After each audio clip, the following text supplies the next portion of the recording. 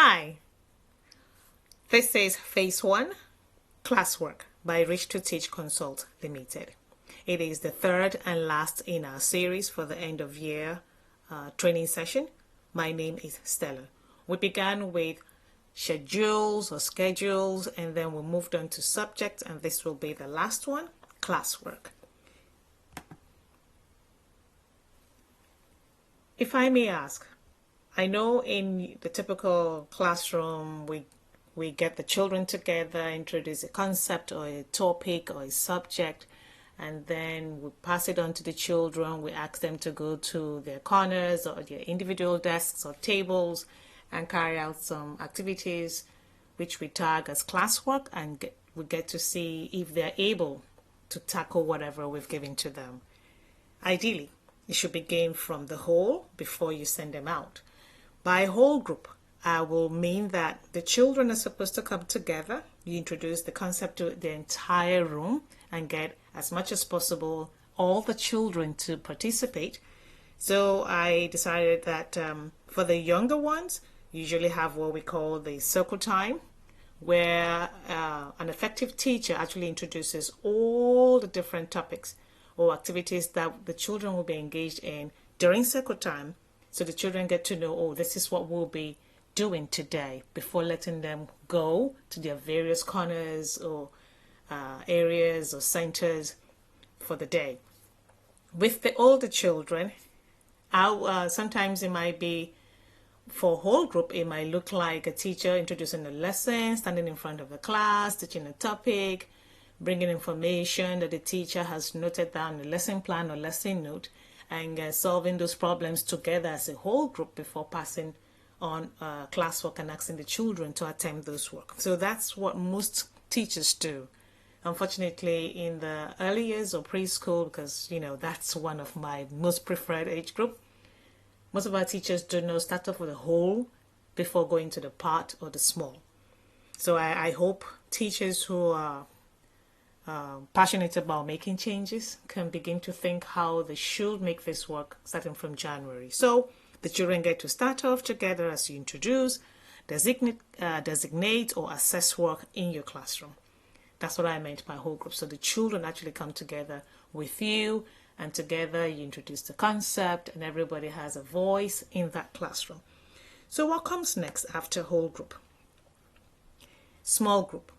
If, for instance, you have a class of 20, by small group, it might mean that either you break the class into two, that is 10-10, or maybe 7-7, 6, okay? So smaller group where you don't have so many. And it works best if you are working with the children and you have another adult in the classroom or two. That will really be beneficial to the children as well as the teachers in that room.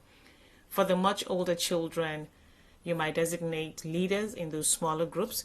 And what happens, like I said, from the whole, you may need to break the class into smaller sets to work on tasks. This is good for projects where the children have to carry out research, or you have limited time and you need the children to be able to produce answers in good time. As you wrap up the lesson for the day or the task, you just ask them to go in these small groups. They solve the problems, they carry out the projects, they carry out the research work, and then they come in back to the whole group, and maybe appointed leaders present their results or solutions. Sometimes in small groups, if there is a good classroom management and the children are used to the basic rules, and you keep a close eye on everyone, because you need to go around. If you're the only one in the classroom, especially with the older kids, you need to walk around to be sure that these children are doing what they need to do. You keep an eye, more like supervising them, so troubles don't break out and no child is left out of the entire process. So everybody should have a voice, even in the small group. At the end of that, the appointed leaders or lead child or group leader will come back to the whole group, where the entire class comes together again and everybody voices out, say what they found out, share their solution to whatever project you've given to them. So I hope it works. Whole group, small group. Now the other one I would like you to think of is as a pair. So we have the whole group where the entire class is involved, then small group where the entire class is broken into 2, 3, or 4. And then we have another strategy for classwork where you ask two children, you pair two children to work together. You have to be very careful when you're doing this because like I've written out here, sometimes working in twos boosts the confidence of some and creates a balance in the room. Before you pair up children, you need to have known and actually understood each child in your classroom. You know their strengths, you know your weaknesses, you know who they blend with, they work well, and you know who can help who can lift one up. And you have to be very careful so you don't end up making a mess of everything when you pair children wrongly. So from whole, you go to small group, and then you can think of pairing up children. Pairing up, if you do much research, you can see that pairing up sometimes helps the very shy ones because some children are lost in whole groups and even small groups. But with pairing up these children, if you keep a close eye, you get to see that the two in each pair has a voice. Because you've made them smaller now, everybody's made to participate or make a contribution. All right. So even in the younger children's class levels, that's for preschool, you can bring this idea up. Okay, it works as well because sometimes I know people have this tag for the little ones, we call them terrible twos or so. I know everybody wants to lord over the other, they want to have their way. With the help of an adult, you can address such issues. But sometimes working as pairs might not work for the very young ones, it might work for the much older ones or those in the elementary grades. Okay, and before you pair up children, like I say, be very careful. See who works with who, and there should be rules, basic rules for even the small group as well as the pairs. Now, what is the other idea I have? I think this one is the last one, one-on-one. Talking about each of these forms of grouping the children and getting them to carry out or solve class work. I know the typical ways most teachers do is when you're done with the whole group, you introduce the topic, introduce the concept, then you assign children back to their desk or tables and ask them to open up pages in their textbooks or workbooks and ask them to solve problems, right? Well, I hope you'll be able to see if any of these other grouping strategy or concept can work for your classroom. The last one I want to talk about is the one-on-one. The teacher would also need to meet with each child, and a good plan is required for this to be effective. Yes, just like you did for pairing up, you have to plan your calendar. You might not be able to attend to each child on one day, so you might spread it for the week. If you have 20 children, you might decide to see four of each. Yes, some people might say, but you might miss out if there's something you needed to address on day one and you forget on day two.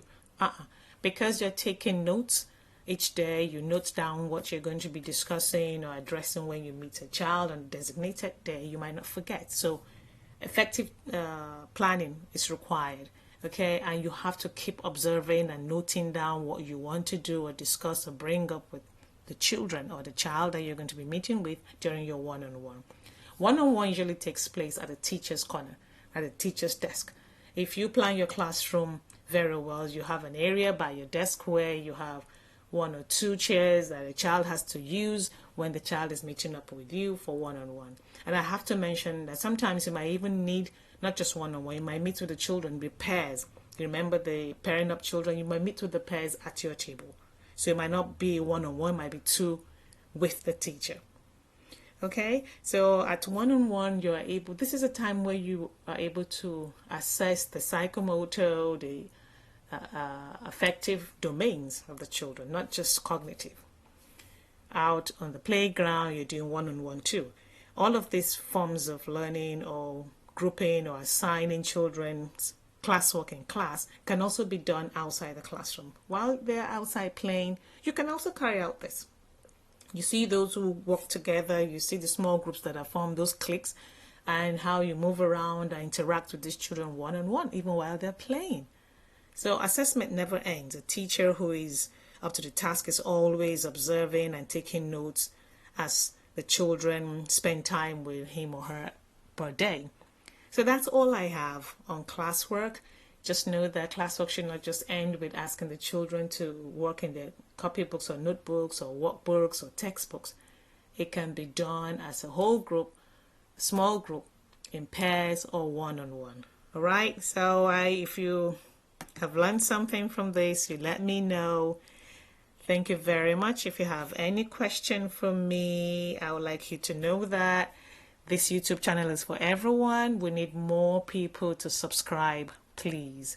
Click on the notification bell, so whenever I upload new videos, you'll get to know. Invite more people. There are so many educators out there who need to be part of this.